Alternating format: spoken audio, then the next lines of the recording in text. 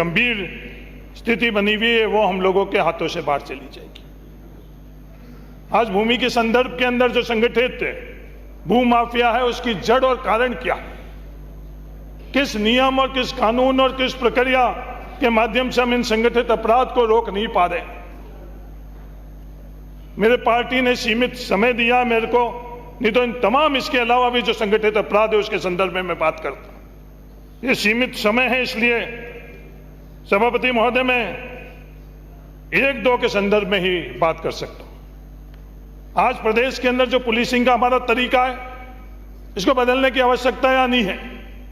क्या सिर्फ हम लोगों की प्राथमिकता लॉ एंड ऑर्डर होने चाहिए और क्या पुलिसिंग पैटर्न है उसके अंदर हमारे vertical division law and order और इन्वेस्टिगेशन के संदर्भ में हम लोगों को चर्चा करके और ये पुलिसिंग का पूरे के पूरे पैटर्न नहीं बदलना चाहिए। आज हम लोगों के लिए जो भी सबसे बड़ी चुनौती है कि लीगल टीम, जो भी अपराधी है वो अपने संसाधन के ताकत पर कानूनन लड़ाई लड़कर और उससे संरक्षण प्राप्त कर लेता है।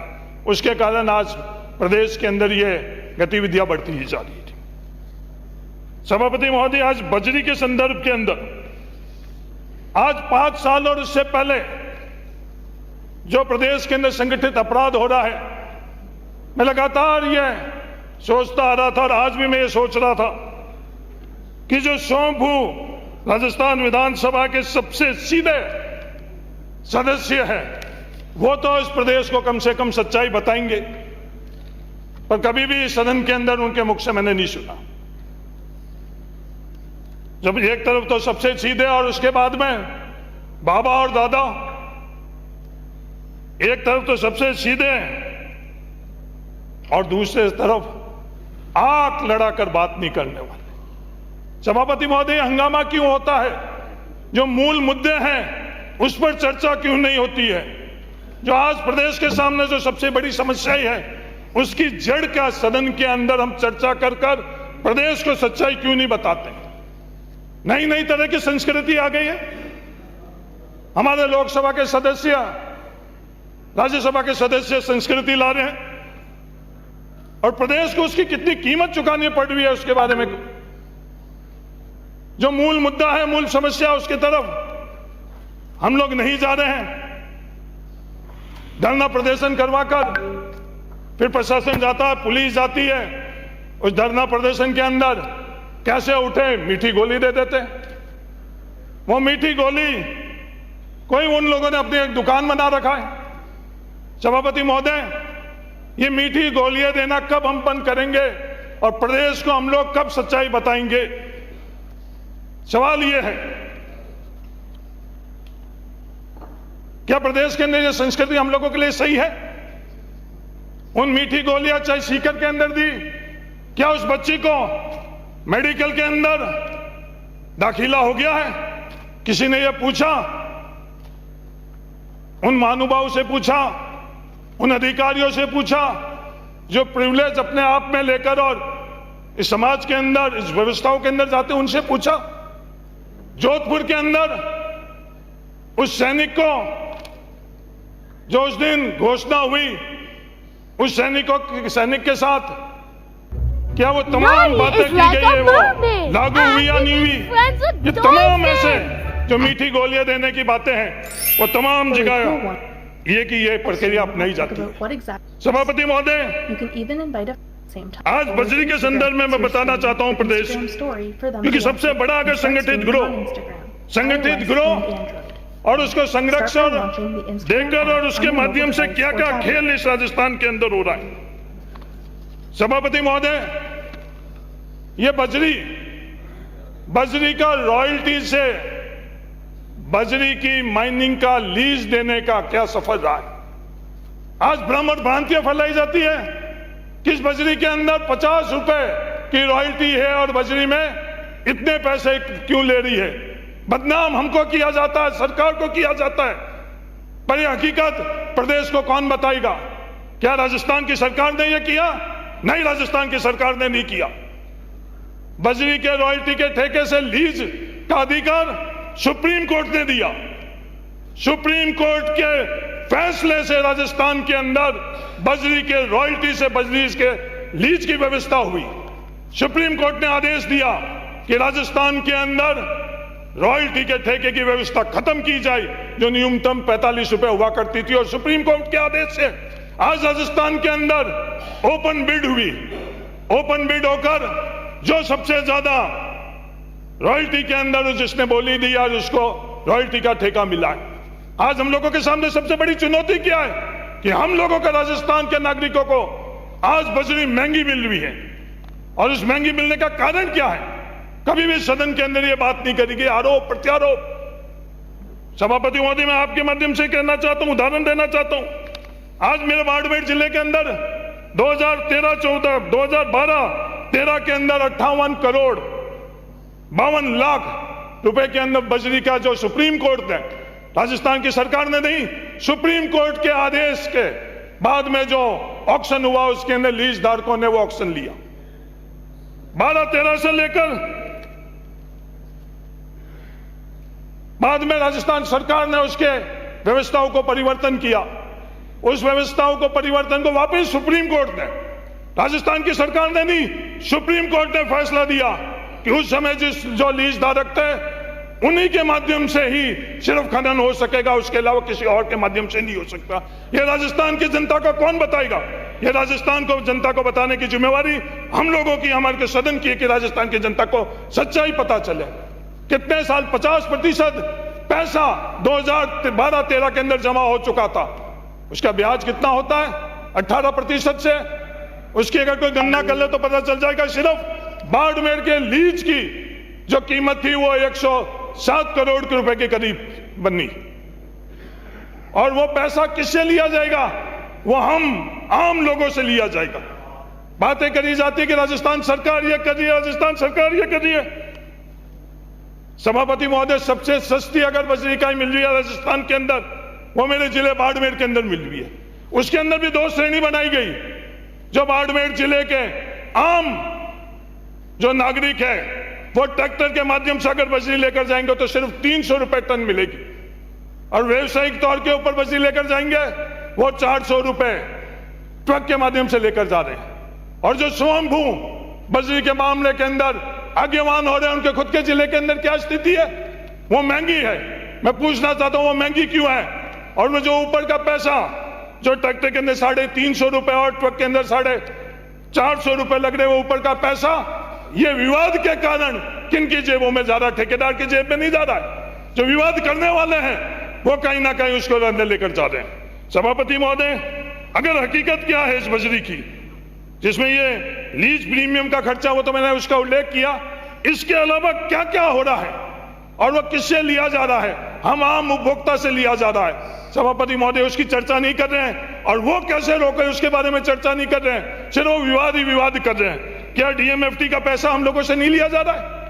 क्या आरएसएमटी का पैसा हम लोगों से, आम उपभोक्ता से नहीं लिया जा रहा है? ये सब केंद्र सरकार का प्रावधान है। सभापति महोदय, क्या जीएसटी शुल्क हम लोगों से नहीं लिया जा रहा है? यह केंद्र सरकार का प्रावधान है। सभापति महोदय, क्या पर्यावरण विभाग का शुल्क, सीटीएफएस केंद्र सरकार का प्रावधान, यह हम लोगों से नहीं लिया जा रहा है? क्या वन और पर्यावरण मंत्रालय दिल्ली के जो शुल्क इत्यादि है वो केंद्र सरकार की तरफ से हो रहा है, वो हम लोगों से नहीं लिया जा रहा है? इसके अलावा जो 4 साल देरी हुई है, उस 4 सालों के अंदर बजरी की क्या स्थिति राजस्थान के अंदर हुई, उसके कारण ये महंगी हुई है। इसके बारे में हम लोगों को चर्चा नहीं करनी चाहिए? बजरी, सीधी बजरी हम लोग खनन नहीं कर सकते। ये प्रदेश में किसी को हम लोगों ने बताया? नहीं बताया। आज बजरी छनाई करने के लिए जो स्क्रीनिंग प्लांट लग रहे हैं, यह खर्चा कौन देगा? और इसका फैसला किसने किया है? सुप्रीम कोर्ट और एनजीटी ने किया, किसी सरकारों ने नहीं किया। आज निगरानी के लिए, स्टेशनरी के लिए, सीएसआर का खर्चा और कई तरह की बेगारे, जिसका उल्लेख अगर यहां करें तो वो एक तरह से हम लोग, आयकर जो इनकम टैक्स है वो भी हम लोगों से, आम उपभोक्ता से लिया जा रहा। महोदय, इतने खर्च, सभापति महोदय, मैं 2 चीजें इस सदन में रखना चाहता हूं जो राजस्थान की जनता को पता लगनी चाहिए। सभापति महोदय, एनजीटी ने क्या फैसला किया है? एनजीटी ने यह फैसला किया है, सभापति महोदय, एनजीटी की 23 दिसंबर 2020 के अंदर जो फैसला किया उसके अंदर the लीजेस shall not sell and dispatch the mined sand directly from the river bed to the customer destination. Instead, the lessee shall first transport mined sand to the designated transit depot to be mentioned within 5 kilometer radial distance from the river bank and sell and dispatch sand to customer destination only from the transit depot. This would entail the following. यह फैसला किया है सदन के अंदर, कभी भी चर्चा हुई है देश में, कभी भी चर्चा हुई कि आम उपभोक्ता नदी के या किसी और जगह से सीधा बजरी नहीं ले सकता है। कानूनन तौर पर वो अवैध है अगर वो वहां से बजरी लेता है। आज मजबूरन क्या क्या चीजें हो रही वो अलग बात है, पर कानून क्या कहता है कि पहले सिर्फ वो लीज धारक उस नदी से बजरी लेकर और अपने खुद के डिपो के अंदर लेकर जाएगा और फिर उसको खरीदने के लिए अधिकृत कोई भी व्यक्ति उसको खरीद सकता है। यह नियम बना हुआ है सभापति महोदय, कभी भी इस नियम की चर्चा हुई है? नहीं हुई। मैं सदन से पूछना चाहता हूं, ये जिम्मेवारी अपनी नहीं है? आज राजस्थान को यह बताने की और किसकी जिम्मेवारी है?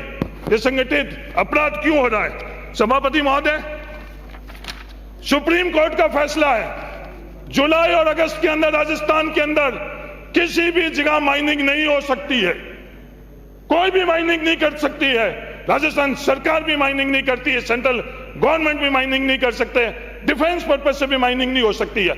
जुलाई और अगस्त के अंदर संपूर्ण बजरी का बैन है। सभापति महोदय, ये जो समय और टाइमिंग है, इस तरह की बातें और विवाद करने वाले, मैं ये जानना चाहता हूं ये किसका फायदा करना चाह रहे हैं? राजस्थान की जनता का फायदा करना चाह रहे हैं या उन ठेकेदारों का फायदा करना चाहते हैं? सभापति महोदय, मेरा मानना है नहीं, राजस्थान की जनता का फायदा नहीं करना चाह रहे, वो ठेकेदारों का फायदा करना चाहते हैं। मैं बड़ी जिम्मेवारी से बोल रहा हूं, मैं कानून, नियम और व्यवस्था और तर्क के आधार पर यह बोल रहा हूं, सिर्फ आरोप लगाने के लिए नहीं बोल रहा हूं, और मैं तमाम चीजें जो बोल रहा हूं उसको ऑन कर रहा हूं। सभापति महोदय, आज जो लीगल माइनिंग है उसके अंदर जो एक गरीब गांव का व्यक्ति अपने ट्रैक्टर से ट्रांसपोर्टेशन करके लेकर जा रहा है, वो अपने ट्रैक्टर के अंदर सिर्फ 3 टन लीगल माइनिंग कर सकता है, और वो भी ट्रैक्टर कौन सा? जो कॉमर्शियल हुआ है। वो कॉमर्शियल के अलावा किसी ट्रैक्टर की माइनिंग के अंदर के माध्यम से वो ले जा नहीं सकता है। इसके बारे में भी कभी अपन ने चर्चा करी है? नहीं। तमाम जो ट्रैक्टर जो कॉमर्शियल नहीं है, उसके अलावा बजरी की माइनिंग हो रही है, वो इलीगल माइनिंग है। 3 टन क्या ट्रैक्टर के अंदर वो माइनिंग से बजरी ले जाकर अपने गरीब झोपड़ी के लिए और मकान बनाने के लिए लेकर जाएगा? कितने पैसा उस गरीब को लगेगा? मजबूरन वो 3 टन की जगह और ज्यादा उसमें बढ़ता, और वो पूरी की पूरी लोग और व्यवस्था क्या कहते हैं, अवैध बजरी है। आज जो ओवरलोड बजरी नहीं लेकर जाएंगे तो बजरी कितनी कीमत उसकी बढ़ेगी, हम लोग सब अच्छी तरह से जानते हैं। पर ये बात, ये सच्चाई हम लोग नहीं तो इसकी चर्चा करते हैं, नहीं राजस्थान को जनता को बताते। ये कानून और ये नियम है, इन कानून और नियमों के अंदर अगर हम लोग बदलाव नहीं करेंगे तो ये सस्ती बजरी नहीं दे सकते हैं। किसी को आरोप प्रत्यारोप हम लोग क्यों नहीं लगा सकते? और प्रावधान क्या है? अगर नॉन कॉमर्शियल ट्रैक्टर होगा तो उसके ऊपर पूरे की पूरी पेनल्टी भी कितनी महोदय? 10 गुनी। अगर 50 रुपए रॉयल्टी है तो 1 टन की उसके ऊपर 500 रुपए की रॉयल्टी, और उसके बाद में 1 लाख रुपए एनजीटी का और जुर्माना।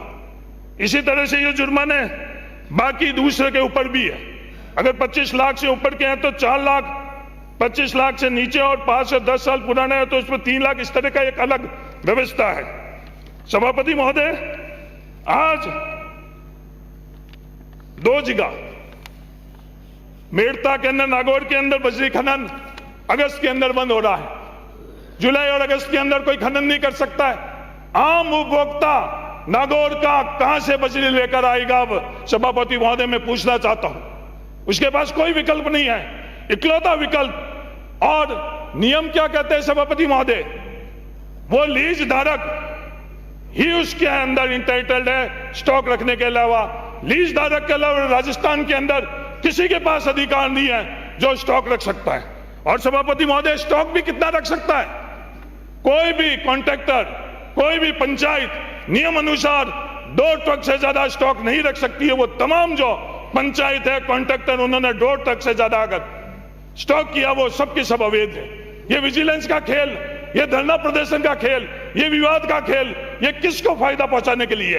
राजस्थान सरकार का खुद का नोटिफिकेशन फरवरी 7, 2014 के अंदर बिल्कुल स्पष्ट है, एसओ नंबर 188 के अंदर, कि बजरी के लिए 1200 क्यूबिक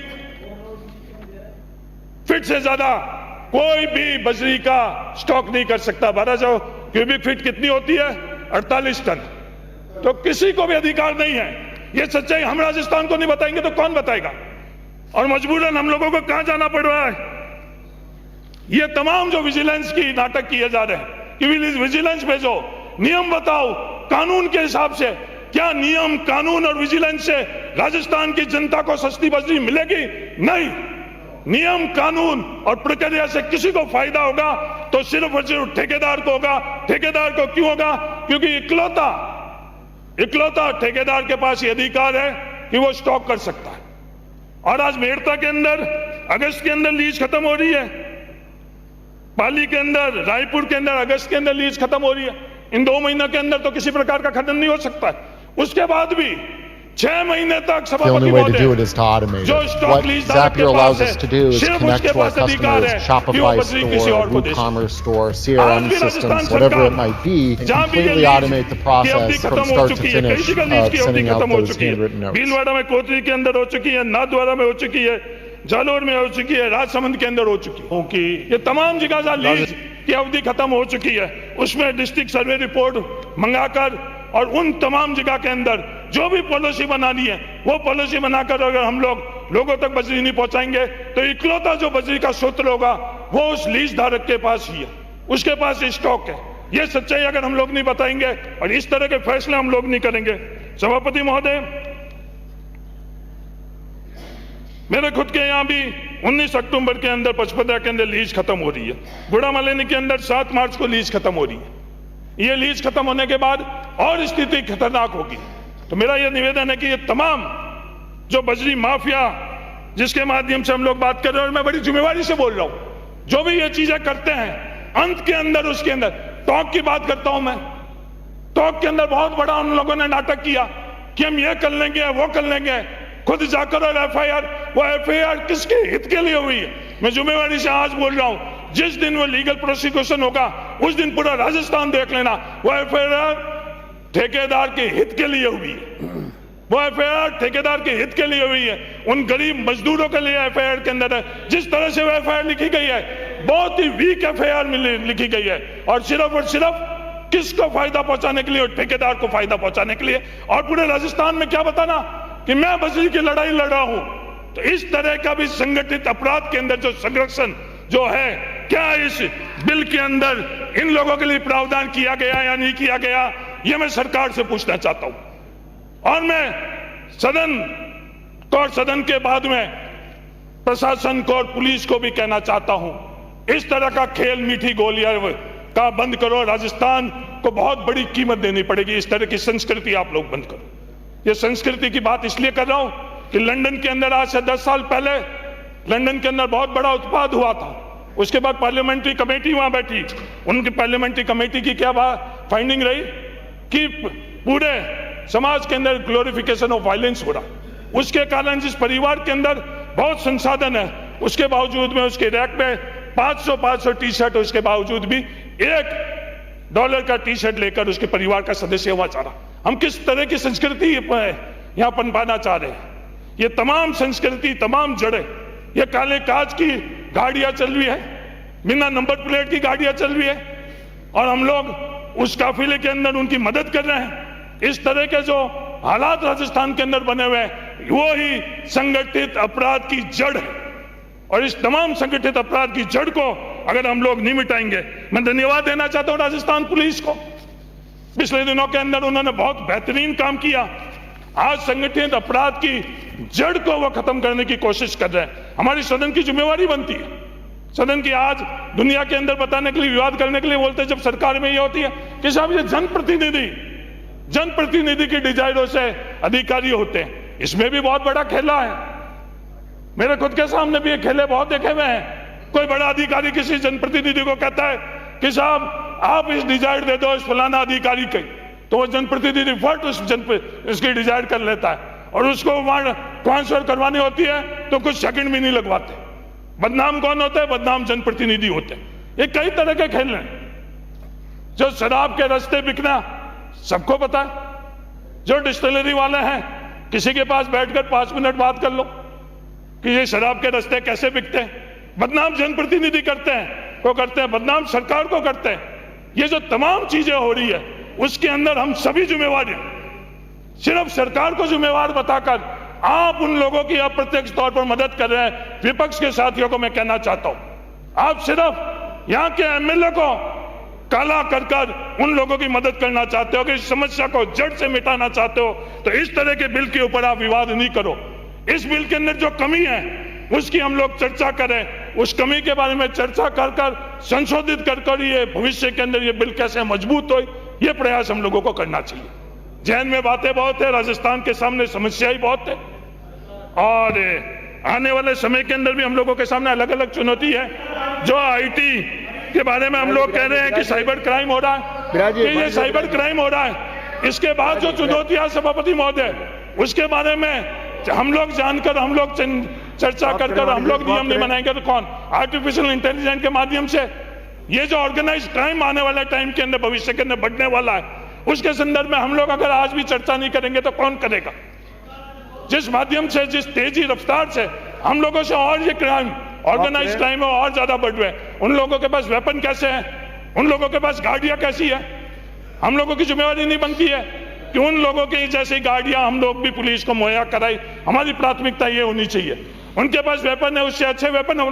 बुलेट प्रूफ जैकेट की बात कर रहे हैं, आज स्टील बुलेट इन अपराधियों के पास है, क्या वो बुलेट प्रूफ जैकेट को छेद कर अंदर उस पुलिसकर्मी के नहीं जा सकती है? ये सब बातें पता, और हम लोग अगर चर्चा नहीं कर हम लोग पहल नहीं करेंगे तो राजस्थान में कौन पहल करेगा? आज इन संगठित अपराधियों के खिलाफ हम सबको, पक्ष और विपक्ष को संगठित होकर राजस्थान से तमाम संगठित अपराधियों को बाहर निकालना, ये प्रण लेना चाहिए। और इसकी शुरुआत राजस्थान सरकार और राजस्थान के मुख्यमंत्री, गृह मंत्री रहते हुए इन्होंने की। मैं तहे दिल से उनको धन्यवाद देना चाहता हूं। धन्यवाद। जय हिंद। राम राम।